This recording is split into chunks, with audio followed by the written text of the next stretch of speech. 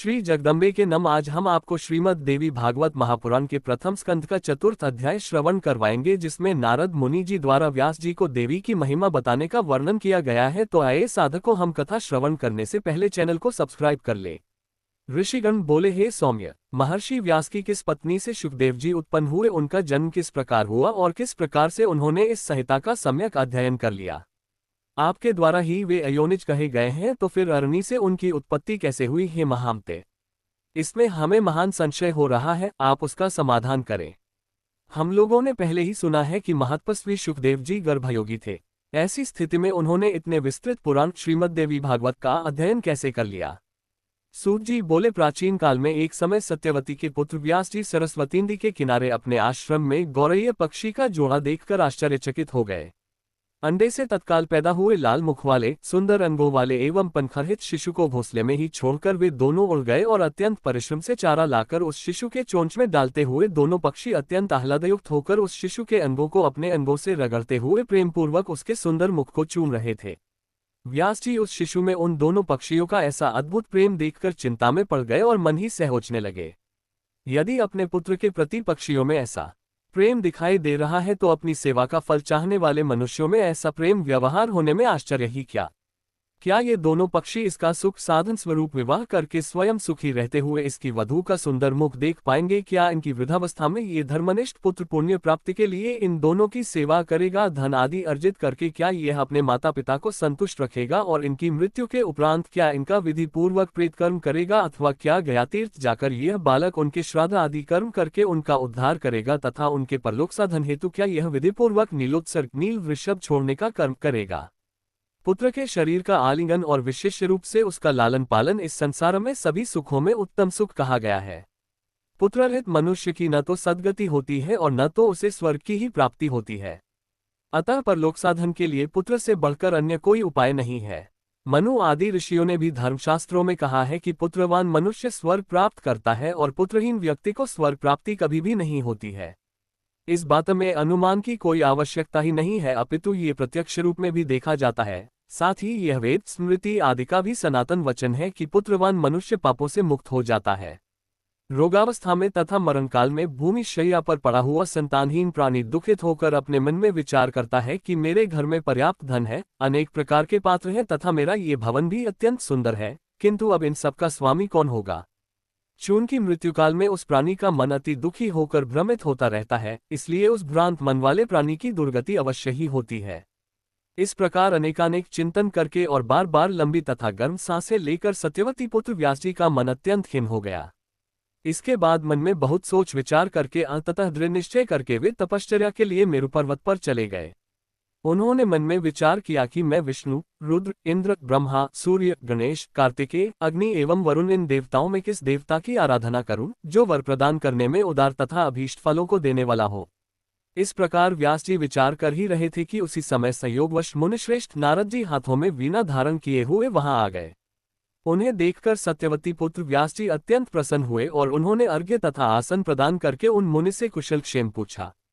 कुशल प्रश्न सुन लेने के पश्चात मुनिवर नारद जी ने पूछा, हे द्वैपायन, आप किस कारण से चिंताग्रस्त मुझे बताएं। व्यास जी बोले, संतानहीन व्यक्ति की सद्गति नहीं होती और कभी भी उसके मन में सुखानुभूति नहीं होती है। इसी बात को लेकर मैं अत्यंत दुखित हूं और बार बार यही सोचता रहता हूं, मैं अभिलषित फल देने वाले किस देवता को अपनी तप साधना से प्रसन्न करूं। इसी चिंता में पड़ा हुआ मैं अब इसके समाधान हेतु आपकी शरण में हूं। हे महर्षि, आप सब कुछ जानने वाले हैं।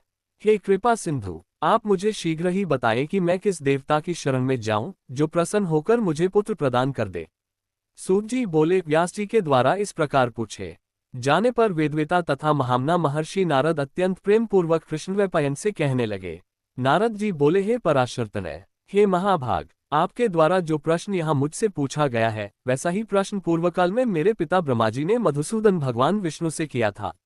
मेरे पिता ब्रह्मा जी कौस्तुभमणि की प्रभा से दीप्तिमान शंख चक्र गदा और पद्म धारण करने वाले, पीत वस्त्र धारण करने वाले, चार भुजाओं वाले, श्रीवत्स चिन्ह से विभूषित वक्षस्थल वाले, सभी लोकों के कारण स्वरूप देवाधिदेव गुरु जगदीश्वर वासुदेव देवेश जगतपति श्रीनाथ विष्णु को ध्यान में अवस्थित होकर कठोर तप करते हुए देखकर अत्यंत विस्मय में पड़ गए और उन्होंने पूछा।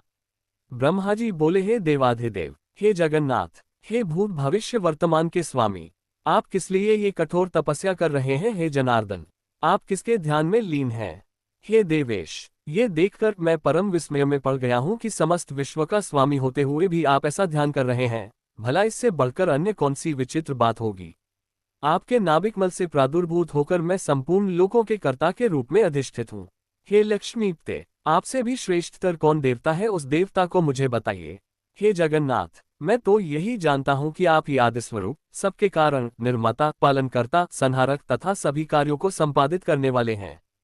हे महाराज, आपकी इच्छा से ही मैं इस जगत के रचना कार्य में प्रवृत्त होता हूँ और सदा आपके ही आदेश से शंकर जी प्रलयावस्था में का संहार करते हैं। हे ईश, आपकी आज्ञा से ही सूर्य आकाश में नियमित रूप से भ्रमण करता है, शुभ तथा अशुभ हवा चलती है, अग्निताप धारण करती है और मेघ वृष्टि करता है। आप किस देवता का ध्यान कर रहे हैं? यह मेरी महती शंका है। मैं तो तीनों लोकों में आपसे बढ़कर अन्य किसी देवता को नहीं जानता हूँ। हे सुव्रत, मैं आपका भक्त हूँ, अतः कृपा करके अपनी तपस्या का रहस्य बताइए, क्योंकि यह सर्वविदित है कि महान लोग अपने भक्तों से कुछ भी गोपनीय नहीं रखते हैं। ब्रह्मा जी का वचन सुनकर भगवान विष्णु उनसे बोले, हे ब्राह्मण, आपको अपने मन की बात बताता हूँ, आप उसे एकाग्रचित होकर सुने। यद्यपि सभी देव, दानव और मानव यही जानते हैं कि आप जगत की रचना, मैं जगत के पालन और शिव जी जगत के संहार के परम कारण है, तथापि वेद तत्वज्ञ विद्वान ये तर्कना करते हैं कि किसी शक्ति के द्वारा ही आप सृष्टि के करता है, मैं भरता हूँ और शंकर जी हरता है। जगत की रचना के लिए आप में राजसी शक्ति विद्यमान है, मुझमें सात्विकी शक्ति स्थित है तथा शिवजी में तामसी शक्ति बताई गई है। उस शक्ति के न रहने पर आप न तो सृष्टि रचना कर सकते हैं, न मैं पालन कार्य करने में समर्थ हो सकता हूँ और न तो शंकर संहार कर सकते हैं। हे विभो, हम सभी निरंतर उसी शक्ति के अधीन रहते हैं। हे सुव्रत, अब प्रत्यक्ष तथा परोक्ष से संबंधित दृष्टांत भी आप सुनिए। इसमें कोई संशय नहीं कि मैं परतंत्र होकर शेष शय्या पर शयन करता हूँ और उसी शक्ति के अधीन होकर समय पर काल का वशवर्ती होकर मैं शयन से उठता हूँ। उसी शक्ति का अवलंबन प्राप्त कर मैं सदा तपश्चरण करता रहता हूँ। मैं कभी लक्ष्मी के साथ सुखपूर्वक विहार करता हूँ और कभी दानवों के साथ अत्यंत भीषण, शरीर को चूर्ण कर देने वाला तथा लोगों को भयभीत कर देने वाला युद्ध भी करता हूँ। हे धर्मज्ञ, आप ये तो प्रत्यक्ष जानते हैं कि पूर्व समय में मेरे द्वारा उस महासिंधु में 5000 वर्षों तक भीषण बहुयुद्ध किया गया था। हे देव, कान की मैल से उत्पन्न अत्यंत दुष्ट, मदोन्मत्त तथा अहंकारी मधुकैटभ नामक दोनों दानवों का मैंने देवी की कृपा से ही संहार किया था। हे महाभाग, क्या आप उस समय परात्पर कारण स्वरूपा महाशक्ति को नहीं जान पाए थे, अतः बार बार क्यों पूछ रहे हैं? उसी शक्ति की इच्छा से मैं परम पुरुष के रूप में महासागर में विचरण करता हूँ और विभिन्न युगों में कच्छप, वराह, नरसिंह तथा वामन के रूप में अवतरित होता रहता हूँ। तिर्यग्योनि में उत्पन्न होना किसी के लिए भी प्रिय नहीं होता। मैं अपनी इच्छा से वामन, वराह आदि योनियों में उत्पन्न नहीं होता हूँ, अपितु इसमें उसी शक्ति की प्रेरणा ही परम कारण है। भला ऐसा कौन होगा जो लक्ष्मी के साथ सुखदायक विहार का त्याग करके मत्स्यादि नीच योनियों में जन्म लेगा? यदि मैं स्वतंत्र होता तो सुखदायिनी शय्या को छोड़कर गरुड़रूपी आसन पर बैठकर महाभयंकर युद्ध क्यों करता? हे आज, प्राचीन काल में एक बार आपके समक्ष ही धनुष्य की प्रत्यंचा टूट जाने के कारण मेरा सिर छिन्न हो गया था।